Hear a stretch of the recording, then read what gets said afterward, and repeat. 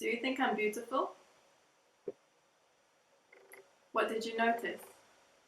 My nose? My blemishes? Do you like the look of me? Do you not? Do you like the clothes I'm wearing? Or do you hate them? Did you judge me? Would you be friends with me? We gather first impressions within the first 30 seconds of seeing someone, and beauty plays a huge role in this. We base our judgment on what others look like. We face judgment every day of how we look, but most of the judgment comes from ourselves. We compare ourselves to the people on television, our friends, in advertisements or in magazines, sometimes without even noticing it. But who defines what is beautiful? Firstly, I'm going to be diving into the science and history of beauty. Secondly, the present's influence and how we cope with it. And thirdly, what the future holds. Scientifically speaking, beauty boils down to symmetry. Luca Pacioli, an Italian mathematician, names the number that defines beauty, the divine proportion, which is commonly known as the golden ratio. This ratio is a universal law of beauty. The symmetry which this golden ratio entails can be seen everywhere around us, and most commonly in nature. This means that a more beautiful face is dependent on how symmetrical it is, and on measurements between facial features. So, the distance between the center of a person's eyes affects whether they are considered beautiful. These two masks show the perfect face according to the golden ratio. But other than science, how is beauty defined? When we look up the definition of beauty, the Cambridge Dictionary tells us it's someone or something that gives great pleasure, especially when you look at it. The word beauty has proven to be difficult to define universally, because everybody has their own opinion on it. The same painting can be outstanding for one, but awful for another. But this made me think, if we know that beauty is subjective, then when did the beauty standard come into play? In the Western world we live in, we have quite a narrow view of what beauty is for a woman's physique. It's tall and thin, with no blemishes or imperfections of any sort. This hasn't always been the case. Beauty standards have been around for hundreds of years and differ per country. They change rapidly, especially in the last few decades. For example, in Italy in the 15th century, it was most beautiful to have very pale skin, a rounded stomach, and fuller hips. It was beautiful in Japan to dye your teeth black in the 19th century.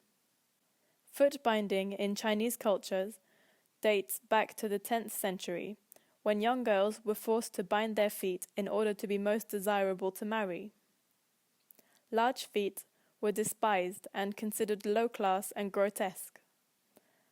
Lip plates in Ethiopia defines a woman's value for marriage depending on the size of her plate, or tooth sharpening in Africa where teeth are chiseled and filed down into points. We are all influenced by our social environment, and we take variations of this environment and incorporate it into ourselves. But over the years, it isn't us individuals who have changed our preferences of what we deem as beautiful. It's the population-based preferences that dramatically change. I have come to discover that the ideals of beauty have a very strong link with health, wealth, social class, and survival. Lighter skin meant being richer because you stay at home and don't work on the farms in the sun where you would get a tan. You could buy beauty products to bleach your own skin. Having a tan now implies wealth, high social status, and good health. It means we have the money to go on holiday and spend time out of the office. We use spray tans and tanning beds to achieve it. Ancestral women preferred stronger jawlines because they indicated greater bite force, fighting ability, and genetic health. Having larger hips and a large stomach meant you were well nourished, which was a sign of fertility. When in times of illness, being thin meant being ill, so being fat meant being healthy. Nowadays, food is in abundance. Those with more money have access to doctors, healthy foods, and exercise regimens that help them stay skinny, which proves today's ideal. To me, this only proves that beauty standards are only temporary ideals and they could change any minute. Growing up, I never really felt pretty enough. Apart from being a different nationality than my school peers, I also felt like I looked very different. I was always on the bigger side, and I felt terribly self-conscious about this. I wouldn't want to be in pictures, and I didn't want to listen to what people were telling me about my weight. And one day I went to the doctor for something completely different, and I was told to switch out my breakfast for something healthier. I was also told to watch what I eat and think before I eat. But this made me wonder, because I ate healthily and I did sport, so was I being told to change my behaviour to be socially accepted, or was it for my own health? My beauty was always compared to the people around me, and it always seemed as though the thinner girls would win the beauty trophy. This made it seem like being skinny meant being beautiful, and so I started to believe it, that the skinnier I was, the more desirable I would be. I used to think that I could never ever find a partner if I was this big, and nobody would ever want to date me unless if they were completely out of their mind, and my inner beauty never even crossed my mind. And so every single birthday I would blow out my candles and wish for one thing. When I grow up, I want to be thin and pretty. Why wasn't I wishing to become successful, or to find love, or to have the newest Tamagotchi like every other 12-year-old would? So even when I lost my puppy fat, I still felt big, and only with constant comparison to my previous body and compliments from my peers could I actually start to believe that I was beautiful. So I based my own value on other people's perceptions, but why couldn't I just judge for myself whether I was beautiful or not? So this got me thinking, how could I have avoided all of this? And I hated my body, but was it the same for everybody else? Boys, and especially girls, are surrounded by the idealized body from a very young age. Through advertisements, television, and social media, for example. Nowadays, we see about 5,000 ads a day, and they very easily influence the way we see things. It's difficult not to be self-critical when we're inundated by images of what is socially deemed beautiful. So we all know the story of Snow White. The wicked witch asks her mirror daily, "Who is the fairest of them all?" To which it answers, "She is." But one day the mirror tells her that she is no longer the most beautiful of the land, but it's Snow White. The jealous queen orders her huntsman to kill Snow White, because she cannot stand having her beauty outshined by someone else. When we look at this and put it in the context of our own lives, we can see that we frequently do this.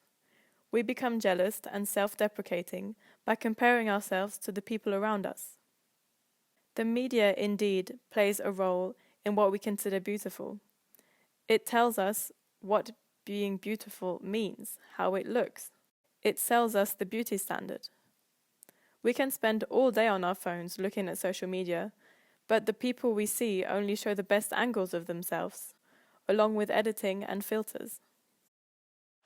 We can easily build insecurities from this, and who profits of our insecurities? The beauty industry. The beauty industry is here to make you spend your money, fix it, and fit in. We spend more money on beauty than we do on education. The newest mascara will make you feel flawless. This anti-aging cream will make you look young again. Have you ever thought about why you wear makeup? Is it to look good and consequently feel good, or is it for others? We usually don't even think about why we wear it. We just do. In my opinion, if makeup isn't enough, if diets aren't enough, or if sport isn't enough, we turn to plastic surgery. There seems to be two types of plastic surgeries. The first one being the correction of a deep-rooted insecurity that cannot be accepted internally, so needs to be fixed under the knife. And the second one being to fit a mold.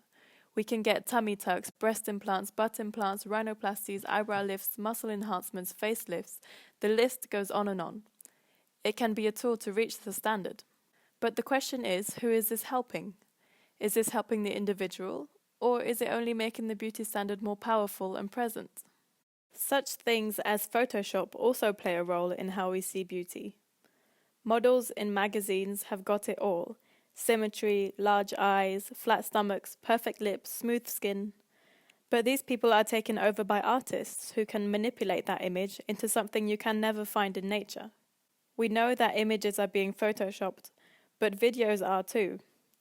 According to Naomi Wolf, Author of The Beauty Myth, eating disorders rose exponentially and cosmetic surgery became the fastest growing medical specialty in the past decade. Negative perceptions of our bodies are not health conditions themselves, but they can be a big risk factor for health problems such as psychological distress and unhealthy behaviors, including eating disorders. Nowadays, it seems as though we are moving forward towards acceptance of different body types, skin colors, and ethnicities. We see progress in media, in fashion and advertisements, especially with the popular body positivity movement, which challenges the way in which society views the physical body. But what will beauty become in the future? Will our obsessions around it persist? New technologies are rapidly advancing our society. According to Rion Brand's view of the future, humanity can choose to go in one of 4 directions. The first 2 leaning towards post-human and superhuman progressions, and the last 2 being sustainability and regeneration of the earth. Taking into account the superhuman future, we move towards the augmentation of human capabilities through newest technologies. This is called immortalia. These advancing technologies can change humans through implants, gene therapy, gene editing, and so on. If we take control of human evolution, we can prolong beauty by reversing biological aging on a molecular level. Gene editing can be used as a way of obtaining the beauty preferred by parents for their child. These new technologies can change the way we look before we are even born. How far will we go? In order to understand the beauty standards better, I took to my own surroundings. I wanted to know, if I post a picture that is typically not fitting to the beauty standard, what would happen? According to what we're told from a young age, women shouldn't have body hair because it makes them look unhygienic or not ladylike. So the results were mixed, but most of them entailed that they respected it, they would like it to be normalized, but they wouldn't do it themselves because of fear of judgment. So this got me thinking, if we don't like the standard that we are expected to strive for, then all we can do is normalize the things that we want it to become. Does the fear of judgment overrule our want for change? We tend to correct our imperfections with makeup and fix our noses with surgery or cinch our waists with Photoshop. But what is the deeper meaning of all this? Can we decrease eating disorders, for example, if the bar wasn't so unreachable?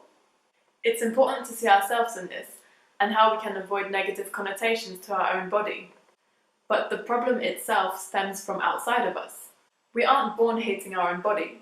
It's what we've learned from our networks, such as friends and family, or more broadly, it's what we've learned from the society we live in. And that's what makes us see our bodies in a certain way. We base beauty on one thing, and the closer we are to that one thing, the closer we are to being beautiful. But they say that beauty is in the eye of the beholder, meaning we all have our own definition of beauty. If we all look the same, and if we all fitted the standard, wouldn't life be boring? This year, I'm wishing for creativity and confidence. What are you wishing for?